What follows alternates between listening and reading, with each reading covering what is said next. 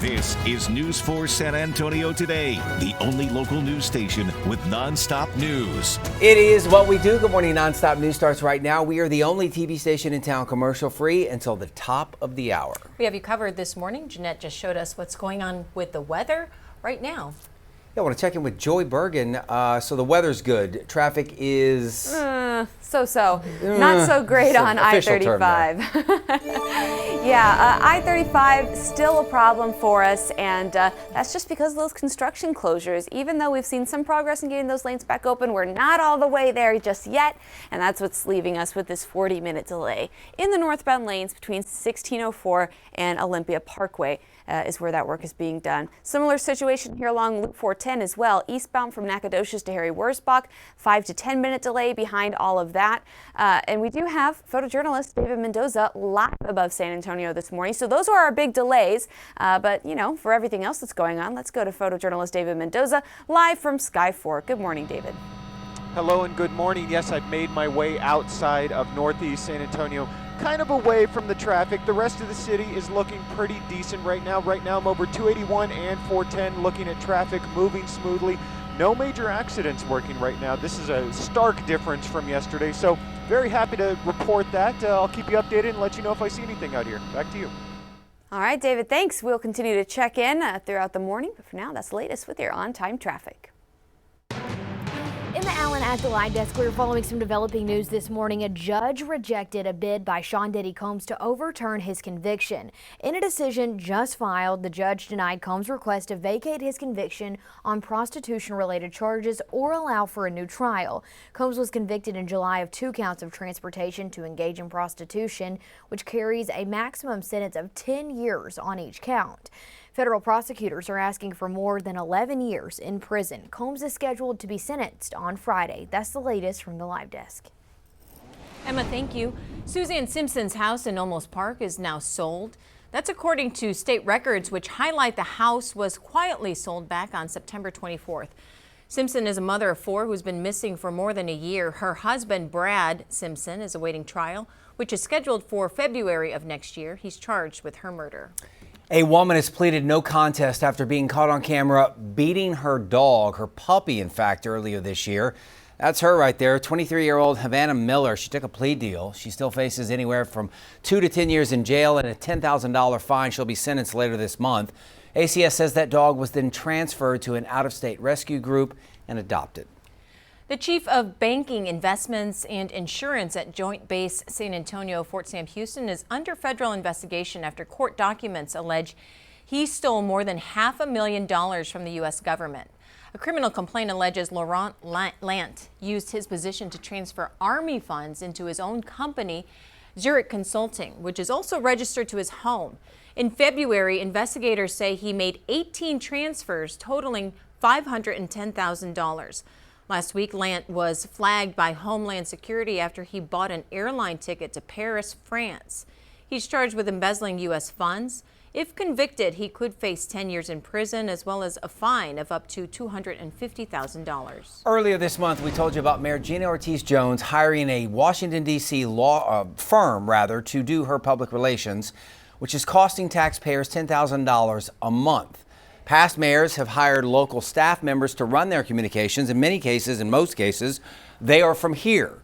However, the mayor requested a contract with Frontwood Strategies based in Washington, D.C. Why not go local if you can? And presumably you can. There are some good local communications firms around here.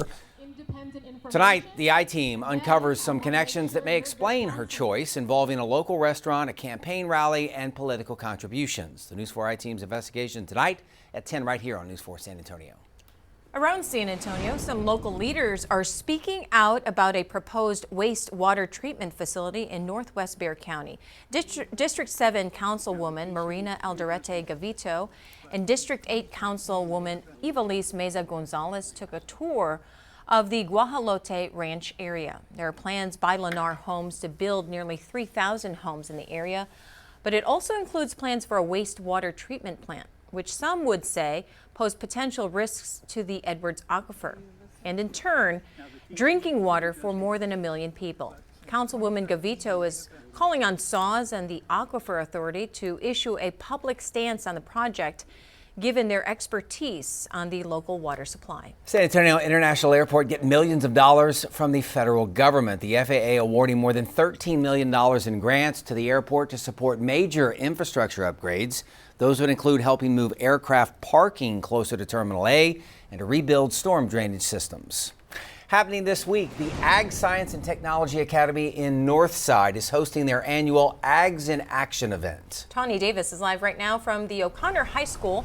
Where the program's at. She'll tell us what the kids are able to learn today. Good morning, Tawny.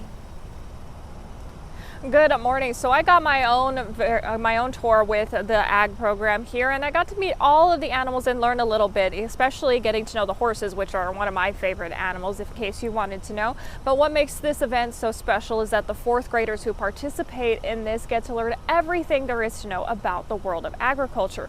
So during this event, the high school students take on the teacher role and introduce the younger kids to the various aspects of agriculture. They get to learn topics such as horticulture, animal science, and agricultural mechanics. As an added bonus, they also get to meet the different animals they have, like steer, goats, pigs, sheep, and chickens. Principal Chad Bulkett says this gives the kids a chance to know where their food comes from and hopefully inspire them to pursue agricultural careers. Students at that age really don't understand when they walk through HEB where the stuff that mom and dad buy come from, and this gives them an opportunity to see that. It's also one of our better recruiting tools. We have many of our students who came through this actual Ag in Action Ag Fair program and said, that's why I chose this school, so it's very important to us. Bulkin says this event also provides the elementary students with a hands-on learning experience by offering them a meaningful and real-world perspective on agriculture. So this event continues through today and tomorrow from 9:30 a.m. till 1:30 p.m. here at the O'Connor High School Ag Program Building. And then hopefully soon we will see these fourth graders come back once they are in high school. Reporting live, I'm Tawny Davis. Back to you. Tawny, thanks. Put this on your radar. News 4 is teaming up with Blood Cancer United for Light the Night. It's a walking event which raises money for research and cures on blood cancer. It's Saturday, October 11th, so just around the corner. You can scan the QR code you see right there in the bottom left-hand part of your screen to register for the event. Now your certified most accurate four-zone weather with meteorologist Jeannette. So I go on a nightly walk or an afternoon walk with the girls. Yeah. So I didn't realize it's still pretty steamy. Oh, yeah. Like around 6 o'clock? Yeah. Oh, yeah. You know? So from about 3 in the afternoon until 6 in the evening, that's when it's the hottest. As we get closer to sunset, though, like 7, 8, there's a noticeable change from the heat to then like, oh, it's starting to feel more comfortable. You still filming Very those? typical for fall. Still I filming tried those? to. Yeah, put Well, some on and so I ask them questions. I say, so what if so-and-so approaches you and says, hey, little girls, do you want some candy? Good. So you teach them a lesson while you're on your walk. I'm trying. It's good family Good. time right there. It is. Apparently, they're not answering correctly. Hey, They're too friendly. Always a No. teaching Right. moment. All right, let's talk weather. First day of October. Here we are. Temperatures in the 60s this morning. We're going to heat up into the 90s. Not very typical, but we'll see what lies ahead. We do have this air quality once again not so great because of the ozone pollution. Limit time outside between 2 and 8. And here are some of the things you can do to help with that. Carpool to work this morning. Avoid the engine idling. Refuel your car or mow your lawn after 6 o'clock in the evening and conserve energy. We also have an increased fire danger because of the dry weather, no rain, the low humidity, and the heat that increases the fire danger. For today, it looks like the worst of it is from much of Bexar County to the south and east. Not very bad there around Gonzales County, very high fire danger. The rest of the area moderate except for the Western Hill Country Edwards Plateau region recent rainfall there. So low fire danger in those areas. It's been a while since we've had any significant rain. In fact, 23 days exactly is our last good rain here in San Antonio. At the airport on September 7th is when we picked up just over an inch. And the rain is going to stay away at least for the next several days. Small rain chance Tuesday, Wednesday of next week. And here's why. First off, high pressure will keep storms away in the short term. As that backs off a bit, there will be actually a non-tropical upper low that will move across the Gulf. This is going to produce rain from Florida to the Texas coast Friday through the weekend. So if you're heading to the beach here Friday through Sunday, may see a little bit of rainfall, but that's not going to make it farther inland. In fact, an upper level ridge in West Texas will keep that farther to the east. We'll see an increase in low level moisture early next week as the winds shift to the southeast and bring in more Gulf moisture. That is what's going to help to produce a shower or a few sprinkles next Tuesday and Wednesday. After that, October 10th through the 12th, we'll have to watch as a cold front works its way to at least North Texas. Now, the forecast could change where that front could make it this far south, but as of right now, it looks like it's going to stay off towards the north. Clear skies this morning, and with the clear skies, temperatures have dropped into the 60s. Here's a live look outside. Raul B. Rodriguez Law weather cameras across the zone. Sunrise at 7:27, 65 in Gonzales, 66 here in San Antonio, upper 50s, anywhere from far northern Bexar County into the hill country. We're going to warm up to the mid and upper 80s midday this afternoon, climbing to about 94, maybe as high as 95. Eastern zone will be the hottest. 7-day forecast, low 90s over the weekend. Next week, it looks like the mornings won't be as comfortable because we're going to start off in the low 70s. 10% rain chance here next Tuesday and next Wednesday. Live again to I-35. Here's a view from the northeast side of San Antonio. I-35 near Evans. That is where we have some construction work. Now, most of it has cleared out, but man, we have just not been able to see the delay thinning out as quickly as we would have liked. It is slightly better, but still over 30 minutes and pushing 40 as you head northbound on I-35. All of that happening between 1604 and Olympia Parkway. It's about 4 miles of backup behind that partial closure. Rest of San Antonio starting to pick up traffic everywhere else. We do have photojournalist David Mendoza live this morning. He is in Sky4, so we'll get a check in with him now. Good morning, David. Hey, good morning. So yes, 35 in the northeast has been a problem. Right now I am on a very fresh accident on another part of 35. This is 35 right under 281, the southbound lanes. Looks like we have a semi-involved accident with the vehicle possibly smashed up against the wall.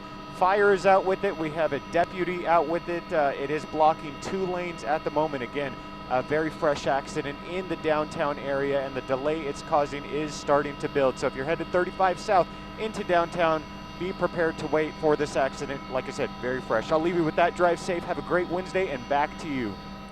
All right, David, thank you. We appreciate it. Happy Wednesday. That's the latest. In the Allen at the Live Desk, we were taking a live look at the White House this morning. A federal judge has ruled the Trump administration violated the Constitution by targeting non-U.S. citizens for deportation based on their support for Palestinians and criticism of Israel. The judge agreed with several university associations that the action goes against both the First Amendment and a law that lays out how federal agencies develop and issue regulations.